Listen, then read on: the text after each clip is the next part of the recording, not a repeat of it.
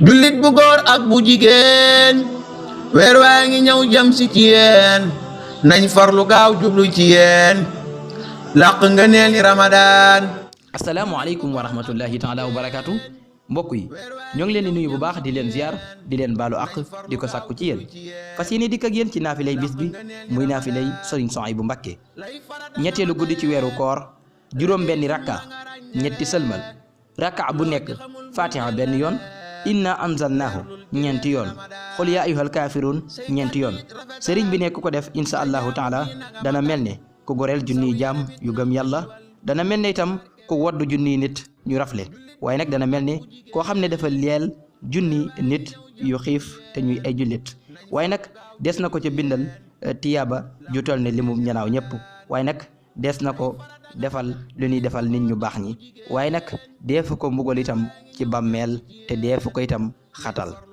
yàlla nañu yàlla defal jàmm te defal leen ko yàlla nangul ñu sunuy koor te nangul leen seeni koor assalaamu aleykum. ñaari fan ci koor gi ñaari fan juróom-benn ci atum jant bi Touba ñi ngi jàpp 5h25 Touba di dog 19h24 Dakar ñi ngi jàpp 5h31 di dog 19h30 Thiès ñi ngi jàpp 5h29 di dog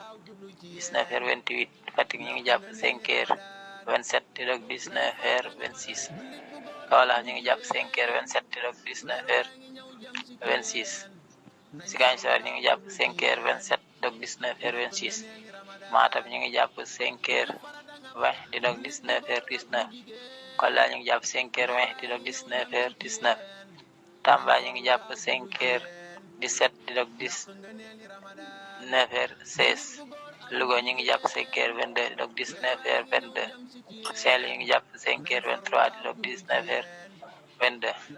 jullit bu góor ak bu jigéen weer waa ngi ñëw jëm si ci yéen nañ farlu gaaw jublu ci yéen làq nga neel ni Ramadan.